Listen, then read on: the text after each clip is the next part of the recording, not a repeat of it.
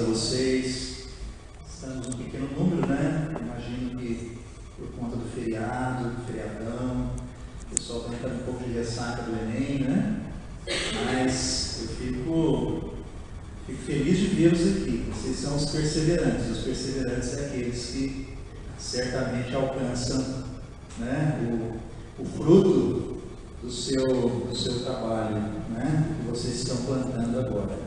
Eu quero meditar com vocês um texto que se encontra no Evangelho de Mateus, no capítulo 22, a partir do verso 23. E esse texto diz o seguinte: naquele dia, aproximaram-se de Jesus alguns saduceus que dizem não haver ressurreição e lhe perguntaram: Mestre, Moisés disse, se alguém morrer não tendo filhos, seu irmão casará com a viúva e suscitará descendência ao falecido.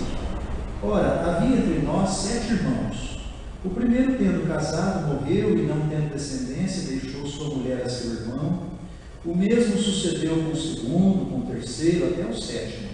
Depois de todos eles, morreu também a mulher. Portanto, na ressurreição, de qual dos 7 será ela esposa? Porque todos a desposaram. Respondeu-lhes Jesus: errais, não conhecendo as Escrituras, nem o poder de Deus. Porque na ressurreição nem casam, nem se dão em casamento, são, porém, como os anjos no céu. E quando a ressurreição dos mortos, não tendes lido o que Deus nos declarou? Eu sou o Deus de Abraão, o Deus de Isaque e o Deus de Jacó. Ele não é Deus de mortos, e sim de vivos. Ouvindo isso, as multidões se maravilharam da sua doutrina. Esse é um texto tão interessante porque ele expressa exatamente o que acontecia naquela ocasião e que ainda acontece hoje, do ponto de vista religioso, podemos dizer assim. Por que nós poderíamos dizer que hoje também as pessoas estão confusas acerca da palavra de Deus?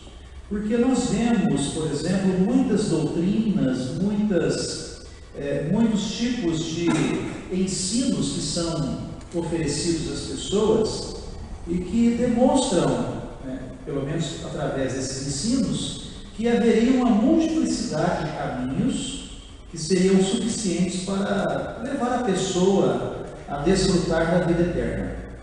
Não é? Então nós temos aí algumas doutrinas que propagam a salvação por meio das boas obras. Nós temos doutrinas que propagam a salvação por meio do sacrifício pessoal, inclusive alguns que se amarram explosivos em si mesmos e vão lá e se explodem e morrem, né? Então, para eles, isso eles estão crendo que realmente aquilo é algo feito em nome de Deus, do Deus deles, né? Outros matam por conta da sua fé, do que acreditam, e assim por diante. Então temos visto ao longo de muitas gerações que a situação não está tão diferente do tempo em que Jesus foi abordado pelos saduceus. Os saduceus eram um pessoal que participava de uma seita religiosa judaica, e dentro da premissa, da proposta deles, o que eles criam era que não haveria ressurreição como o cristianismo crê. Eu creio, nós vivemos um país, né, de formação cristã, e a maioria das pessoas creem, então, numa ressurreição final, no dia em que Cristo vai voltar, e as pessoas que morreram vão ressuscitar, e terão então, serão ou julgadas, ou então habitarão com Cristo no céu. E o que é interessante observarmos é que naquela época havia uma seita judaica que não cria na ressurreição. E eles tentaram então colocar Jesus em dificuldade, trazendo esta história. 7 irmãos, havia uma lei chamada Lei do Levirato, que estabelecia o seguinte: se uma pessoa, um homem, se desposasse de uma mulher, não tivesse filhos e morresse, se ele tivesse um irmão mais novo, esse irmão era obrigado a casar-se com a viúva para gerar descendência do irmão morto, né? Então isso era uma lei antiga, né? E que era estabelecida lá no tempo deles. E essa lei estava em vigor. Então, havia 7 irmãos. Todos eles morreram sem deixar filhos, e no final a mulher também morreu. E a questão dos saduceus era de quem na ressurreição, já que eles não queriam pegar Jesus nesse estratagema, de quem na ressurreição ela será mulher, porque ela se casou com os 7. De quem ela será mulher? Porque todos vão ressuscitar. E aí? Então Jesus mostrou para eles: olha, vocês erram por não conhecerem a palavra de Deus. Muitas pessoas ainda hoje erram porque ainda não conhecem a palavra de Deus. E a palavra de Deus, ela é muito clara, ela é a verdade que se manifesta ao mundo para que possamos viver uma vida boa, agradável, feliz, uma vida que nos possibilite alcançar a felicidade por meio do serviço a Deus, por meio de um relacionamento pessoal com Deus, por meio de uma vida ética que seja agradável a Deus e, consequentemente, benéfica para a sociedade. Tanto é que, se vocês olharem nos livros, nos compêndios de direito, seja direito civil, direito penal, qualquer outro direito, vocês verão muitas citações bíblicas. Por quê? Porque nós temos no nosso direito ocidental, talvez na maioria dos países que professam o cristianismo, nós temos marcadamente a palavra de Deus direcionando a forma correta de se estabelecer o direito. Ainda hoje não conhecem o poder de Deus e nem conhecem a palavra de Deus, elas laboram em equívoco e erros. Então elas imaginam que nós poderemos ser salvos através das nossas boas obras, porque há doutrinas que estabelecem isso. Outras imaginam que nós poderemos ser salvos por meio do nosso conhecimento filosófico ou místico. Por quê? Porque não conhecem a palavra de Deus. Outras acreditam que poderão ser salvas por causa do seu sacrifício pessoal, seja ele através de atos de terrorismo, seja através de peregrinações, seja através de sofrimentos impostos a si próprio. Há doutrinas que estabelecem esse tipo de ensino. Mas tudo isso acontece porque as pessoas não conhecem a palavra de Deus. Porque se conhecessem a palavra de Deus, as pessoas saberiam que nós só podemos ser salvos por meio da fé. Aliás, no dia 31, que é hoje, Hoje é 31 de outubro. É isso? 31 de outubro, nós temos uma data importante a comemorar. E não é o Halloween. A data é o dia da Reforma Protestante. 31 de outubro de 1517, portanto, há 498 anos atrás. E esta reforma, ela foi motivada pela leitura e conhecimento da palavra de Deus. Um certo padre encontrou um exemplar da Bíblia, ele era padre e não conhecia a Bíblia.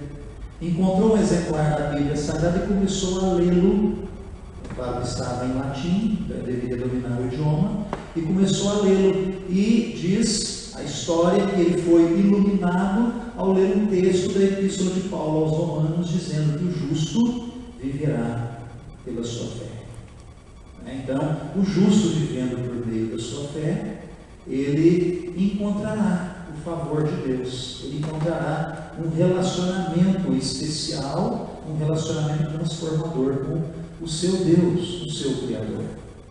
E foi através então desse homem chamado Martinho Lutero que então veio e se manifestou a Reforma Protestante. É claro que dentro de todo o contexto, o contexto filosófico do iluminismo, do humanismo, mas também dentro de um contexto histórico que o Senhor que Deus estava dirigindo, e trouxe toda essa realidade e apresentou ao mundo essa realidade. Por quê?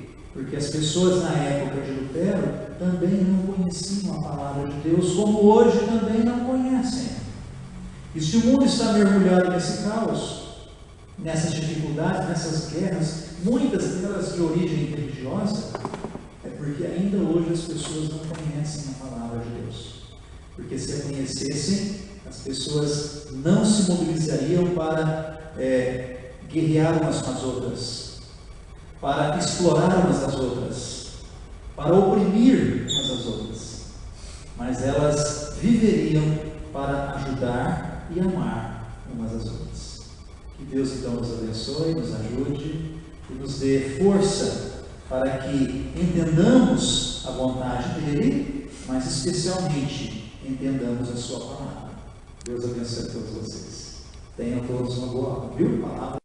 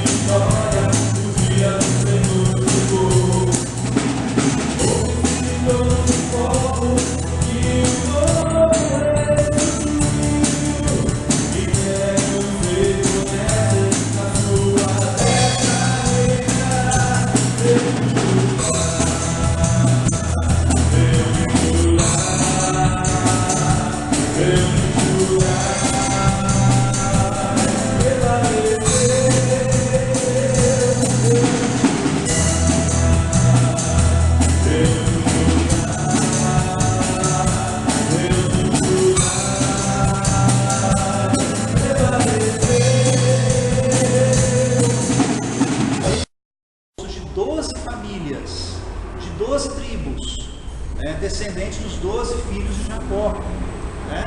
E Jesus, chamado Leão da tribo de Judá, ele era descendente então de Judá. Então, por isso que fala Leão de Judá. Prevaleceu e fala sobre as pessoas, os reinos, porque Jesus, entendemos que não apenas é homem, como também é Deus, e um dia ele voltará para reinar, para dominar sobre tudo e sobre todos. Então ele vai reinar. Fala Sião, aprender a lei. Sião, na realidade, fala-se de um monte, de uma montanha que tem lá em Jerusalém, sobre a qual foi edificada, em Israel, sobre a qual foi edificada Jerusalém. Então Jerusalém é edificada sobre o monte Sião. Então eles vão a Sião aprender a lei de Deus. Então é só para que vocês assim entendam um pouquinho, porque às vezes a gente canta, né, e não compreende o que está cantando. Então, só para esclarecer esses aspectos históricos e bíblicos da música que nós cantamos, tá bom? Tá? Deus abençoe a todos.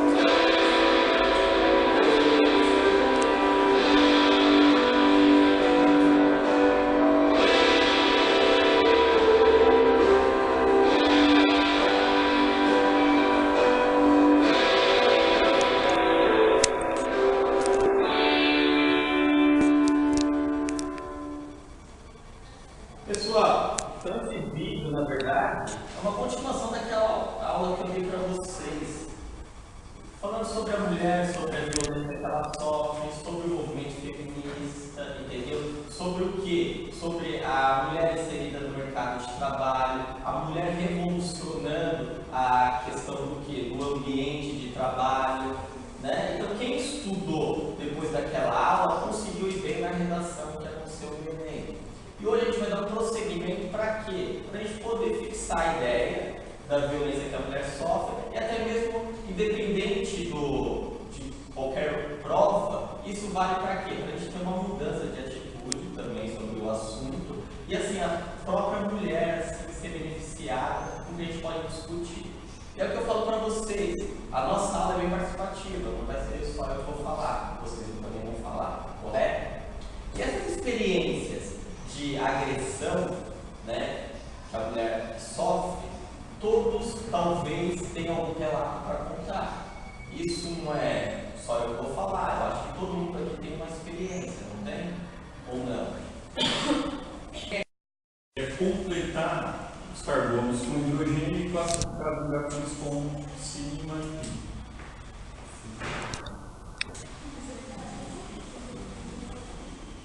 Então vamos fazer rapidinho. Posso pagar?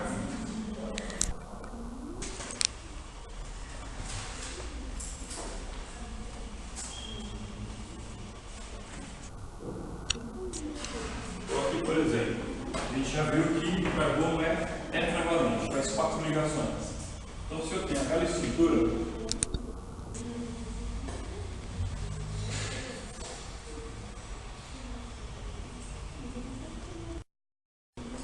sigma. Aqui eu vou completar o quê? Com 3 hidrogênios. Você já deve ter visto isso.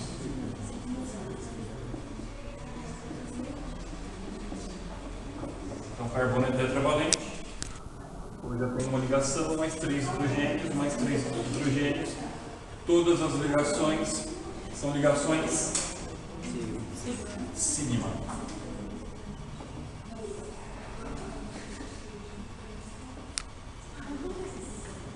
Quantas ligações? 1, 2, 3, 4, 5, 6, 7. 7 ligações sigma.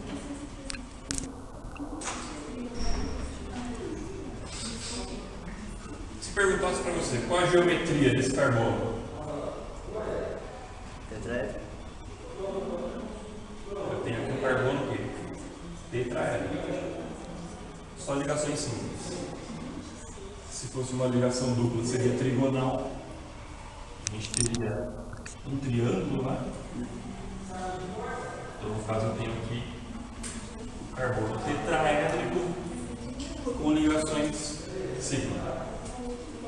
Próximo. Ali eu tenho C dupla C, uma ligação simples e uma ligação tripla.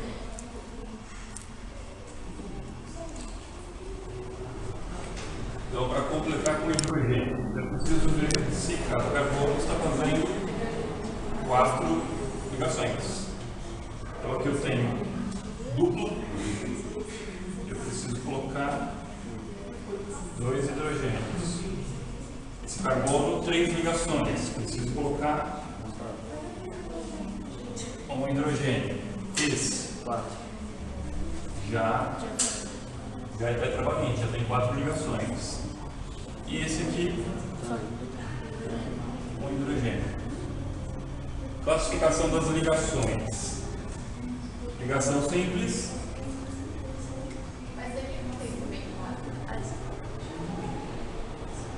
Aqui.